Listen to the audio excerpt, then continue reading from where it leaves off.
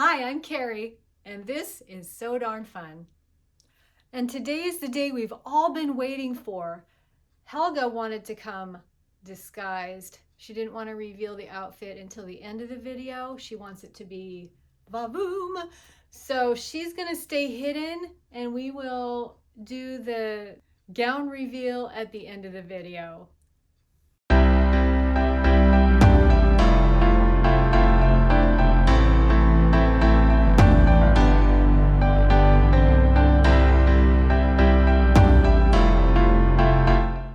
In today's video, we're going to cover the making of the trim for Octavia Randolph's 9th century Saxon gown, the application of it, how I put that on to finish off the seams on the edges of the sleeves, the neck, and the hem, finishing off at the same time that I'm applying the trim. And the other thing that we're going to go over is how I finished off the neck edge of the underdress, which is the red dress, because that hadn't been finished as of yet. So those are the three main things we're going to cover today. So I hope you enjoy watching.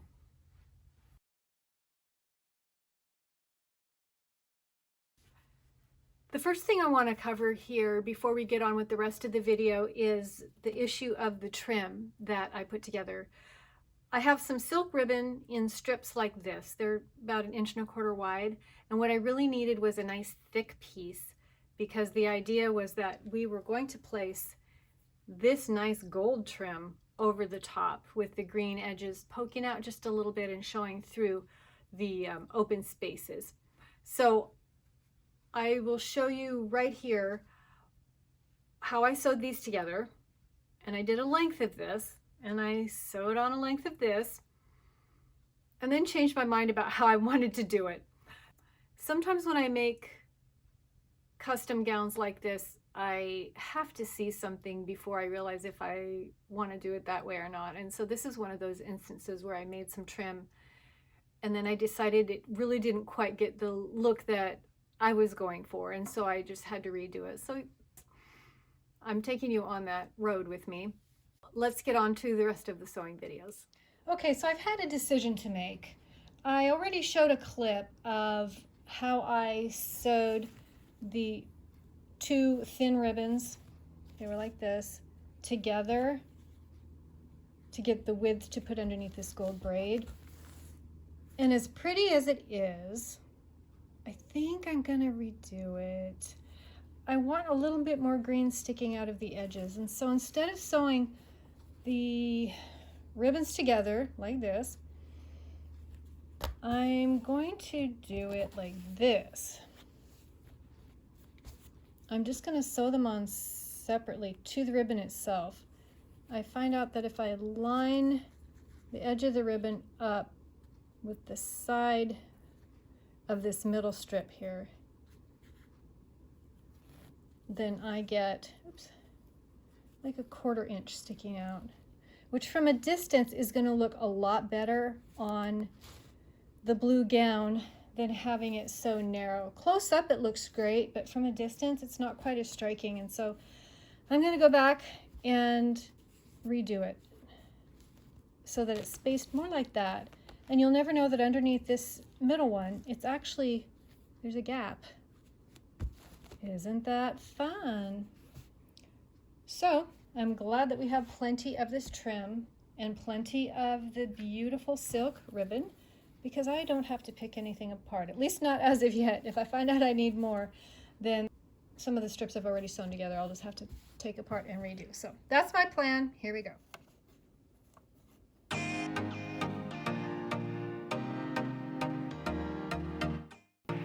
Yeah, that's looking pretty good. Once I get that on, then I'll, from the right side, top stitch this edge portion right here. Okay, let's get going.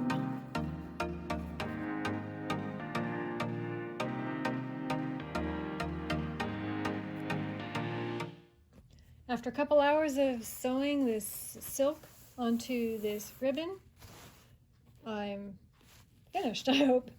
I made a thinner one to go down the middle. I thought that it might look better just to be a little bit more narrow and might be look a little bit more delicate than the thick one. Now, I did that by folding in the very edges. Here's our plain trim. I just folded in the edges like that, making it narrow. Ta-da! So we'll sew that on to the center of the blue dress and see how that looks. I've marked a placement line down one of the sides of center front. That's half the distance of the trim, just so that I can line up one edge. And so I'll pin it down.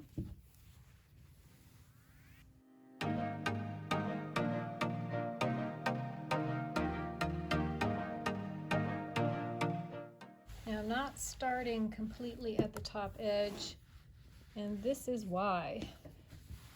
Because the trim that I'm going to put on the top edge will be sewn like this, and then it'll flip over and it will cover that. So it's not necessary for this to go to the top edge, creating that bulk up there. Now I have a silk thread in the top and a wool thread in the bottom. Why, you might ask? Simply because those are the colors I had. I already had a wool thread that was this blue, and I have a silk thread. Here it is right here. That's the same color as this old gold. So I thought that those two would work well, being fibers of the time.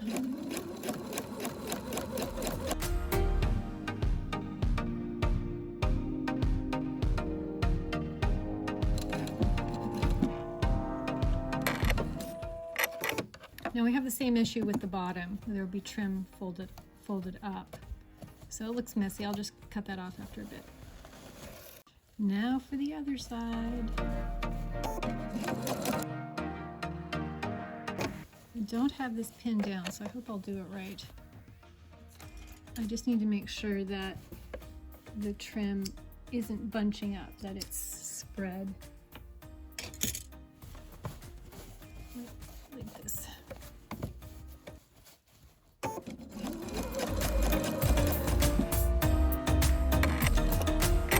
Just a quick try on Helga, and I like the way it looks.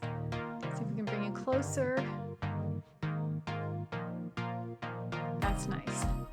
Now the trim around the neck is gonna be a little bit tricky because it has to curve.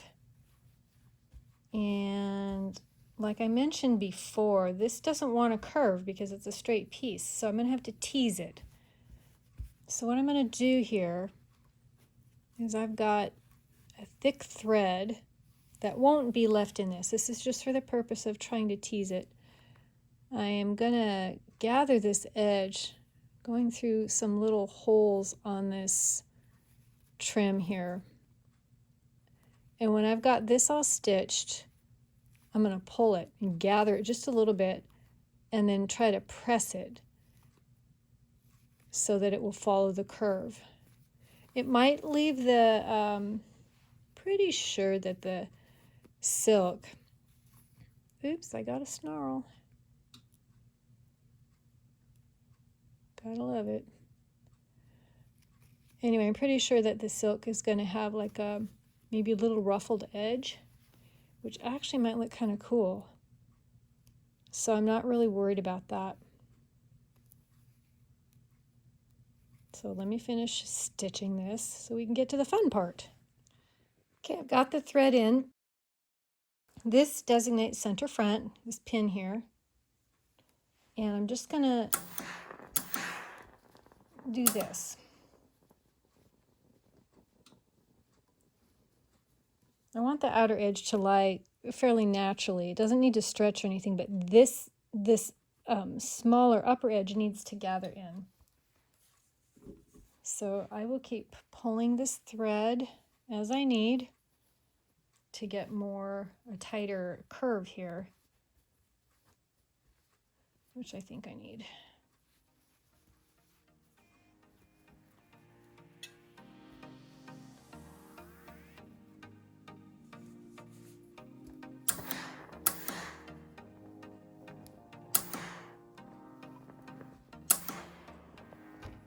The braided trim is so open and kind of porous that it will scrunch where it needs to scrunch, And so I'm not worried about that. It's going to work fine with that. It's the silk ribbon mainly that needs to learn to conform here. So just keep working with it until I get it to lie flat enough that it can be sewn without a problem. I'm so excited to show you what's been done so far. We've got the center trim down the middle and then the collar trim around the neck. I love the way it looks. Now I think I'll do the bottom hem and the sleeves last. Now for the trim on this hem, what I'm going to do is first pin it all the way around. As you can see here, I have my line drawn 1/2 inch from the edge of this green silk all the way down the entire length of this trim. I'm going to pin it, and I think for this one I'm going to hand baste it on. So after the pinning, I'm going to baste. That way I can flip it up and press out any curves or anything that needs to happen. And I think that basting it will make sure that nothing is stretched wrong, and it's easier to take out than machine sewing. That's how I'm going to approach this. And I'm pinning it while it's still on the dress form, just so that I can let it hang from the dress form if I need to see what the trim is going to look like. Like I said, I need to be careful that there's not any funny pulling or anything like that, or nothing stretched out in the wrong manner. I've got my pinning on the hem done. Remember, I had basted it. I'll show you. Take a couple pins out. It's just basted on with those stitches there, just so I can get an idea of how straight and how flat it is on the blue. And I think it's pretty good. Along the sides, I'm going to turn her a little bit here, where it starts curving around this edge, we're going to have to do a basting thread to kind of pull and scrunch this up, just like we did around the neckline. Doesn't like to curve, and not only that, the bottom of the hem here is wider than it is 3 inches up here. And being that this is flat, it doesn't change shape. So we have to make it do what we want. So I think I'm gonna go ahead and sew that with the machine. Then I can take that basting stitch out. Then I'll flip this up, press it to see how much I can tease it to curve. But then I'll probably need to run a little basting there. But I really like, look at this, how the green is going to kind of poke out from around the bottom. Oh, that is just so pretty. And you might see this tail hanging off over here. I just haven't cut this yet. I have it pinned, the two edges together right there. I just haven't cut it yet, so I didn't want to cut it too short. Anyway, that's where we're at, and I'm so excited. It's looking good, and it's looking rather royal, just like it should. The trim's all pinned up, and it hung really nicely, so I don't know if I'm going to need to take those basting stitches I was talking about. I was able to tease it in pretty well. So let's stitch this kind of closer to the bottom edge. We're catching in just about this much of the bottom to give a nice crisp turn.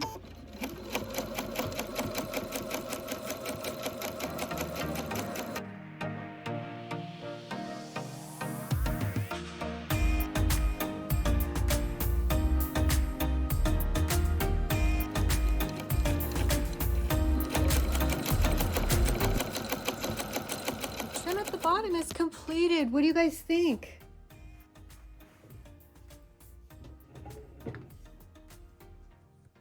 I think it looks good. Now we're going to do the sleeves. I'm going to use the same process, and I will just be back when the sleeves are all done. Yay! Final press of the sleeves.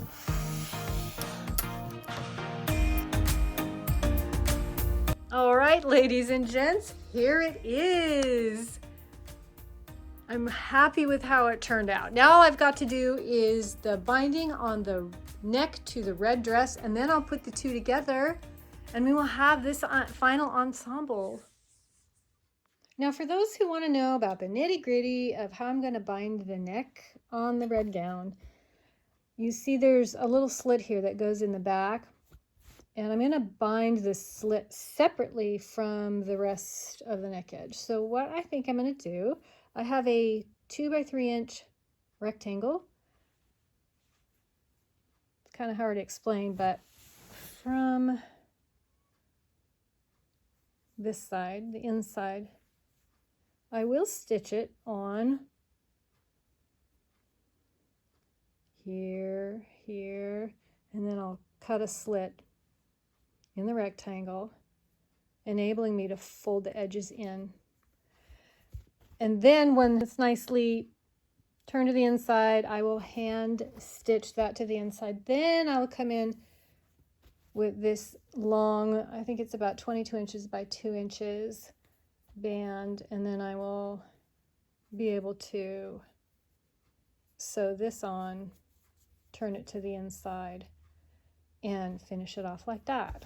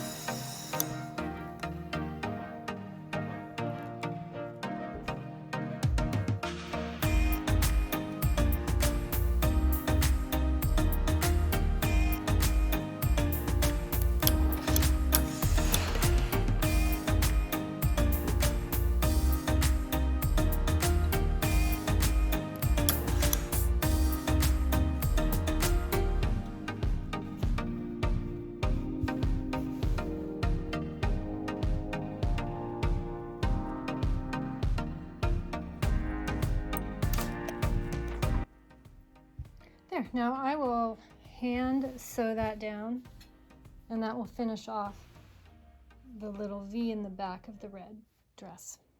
The V slit is sewn down, nice and neat. Now for the neck edge. I will pin this on, leaving some extra over here that I can tuck in on both sides. And then we'll go to the machine.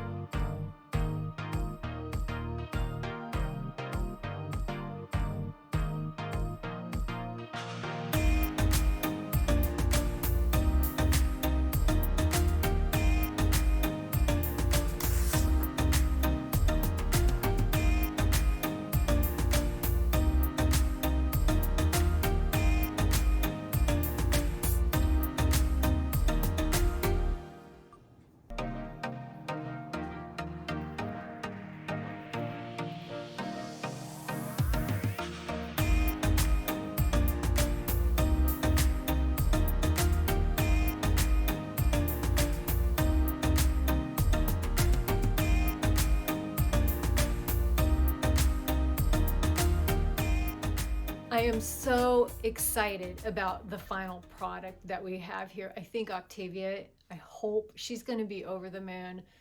It turned out great. So Helga, are you ready to unveil? Are you ready to see it? Here we go.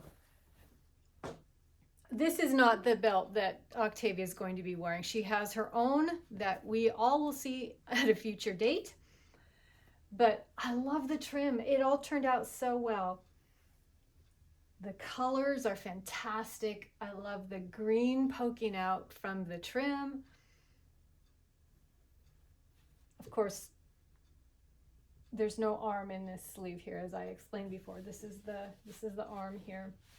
Now, to top this all off, there will be a beautiful green woven headscarf woven by Angela Cassidy, which I have right here.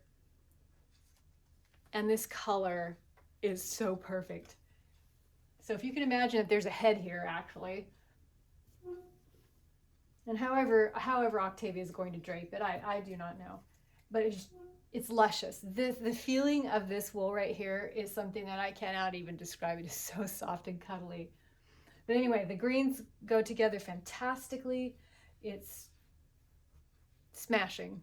So I cannot wait to get this to Octavia, and hopefully she will love it as much as she is imagining that she will. Thank you so much for being on this journey with me, but that's not all. Stay tuned, because in the next video is a surprise component of this outfit that only Octavia and I know has been in the works. So there's going to be one more video. Keep watching. Thank you.